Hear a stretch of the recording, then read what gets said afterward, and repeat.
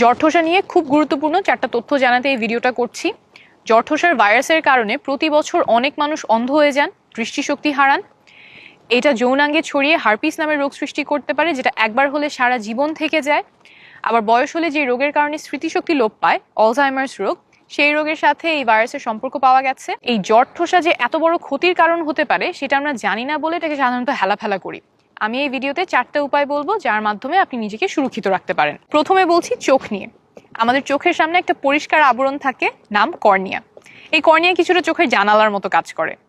কর্নিয়ার সমস্যার কারণে সারা বিশ্বে যত মানুষ অন্ধ হয়ে যায় তার মধ্যে সবচেয়ে কমন কারণ হলো হার্পিস ভাইরাস, যেই ভাইরাসের কারণে জরঠোসা হয়। অর্থাৎ জরঠোসা থেকে ভাইরাস যদি চোখে চলে যায় তাহলেই বিপত্তি ঘটার একটা সম্ভাবনা তৈরি হয়। কিভাবে নিজেকে সুরক্ষিত রাখবেন? 4টা জিনিস খেয়াল রাখবেন।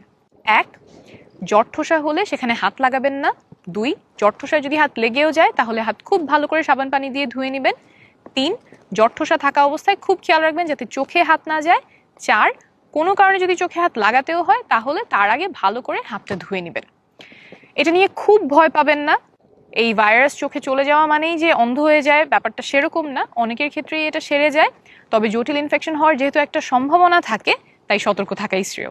দ্বিতীয়টা হলো যৌনাঙ্গে যাতে হার্পিস না হয়, এই জরঠোসার ভাইরাস যাতে না ছড়ায়।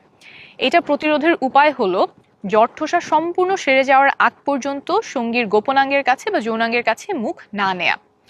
এখন এখানে একটা গুরুত্বপূর্ণ বিষয় হচ্ছে জরঠোসাটা কখন ছোঁয়াচে। জরঠোসা চামড়ায় ওঠার আগে থেকেই এটা ছোঁয়াচে হয়। জরঠোসা ওঠার আগে কিন্তু একটু বোঝা যায় চামড়াতে একটু জলে পুড়ে, এই অনুভূতিটা যখন থেকে হয় তখন থেকেই জরঠোসার ভাইরাসটা ছোঁয়াচে। তাই যখন এটা বুঝতে পারবেন সেখান থেকে একদম জরঠোসা সেরে যাওয়ার আগ পর্যন্ত সবগুলো সাবধানতা মেনে চলবেন। এর পরের উপায় বলছি অলজাইমার্স রোগ নিয়ে। আপনারা হয়তো কিছু বয়স্ক মানুষ দেখেছেন যাদের স্মৃতিশক্তি লোপ পেয়েছে, মনে রাখতে পারে না, একই প্রশ্ন বারবার জিজ্ঞেস করে, অথবা কথা বলতে গেলে কথা খুঁজে পায় না। এই সবগুলোই অলজাইমার্স রোগের লক্ষণ। এই রোগের সাথে জরঠোসার ভাইরাসের একটা সম্পর্ক পাওয়া গেছে সম্প্রতি কিছু গবেষণায়। অক্সফোর্ড থেকেই চলতি মাসে একটা গবেষণা বের হয়েছে। এই ভাইরাসটার কারণেই যে অলজাইমার্স রোগ হচ্ছে সেটা এখনো নিশ্চিত নয়, তবে অনেকগুলো গবেষণা সেই দিকে ইঙ্গিত দিচ্ছে। তাই আপনার যদি জরঠোসা হয় আপনি খুব খেয়াল রাখবেন আপনার কাছ থেকে এই ভাইরাস যেন আশেপাশের মানুষে না ছড়ায়। কি করে আপনজনকে সুরক্ষিত রাখতে পারবেন? আপনার যখন জরঠোসা হয় তখন আপনার খাবার পানি আরেকজনের সাথে শেয়ার করবেন না। জরঠোসায় লাগে এমন জিনিসপত্র যেমন চামচ, তোয়ালে, রেজার, লিপস্টিক, লিপ জেল, এগুলো আলাদা রাখবেন যাতে আরেকজন ব্যবহার না করে। আর আগে যে সতর্কতাগুলো বলেছি, জরঠোসায় হাত না লাগানো, নিয়মিত হাত ধোয়া, জরঠোসা ওঠার আগে থেকে যখন জ্বলছে পুড়ছে তখন থেকেই সাবধানতাগুলো মেনে চলা, সেগুলো তো আছেই।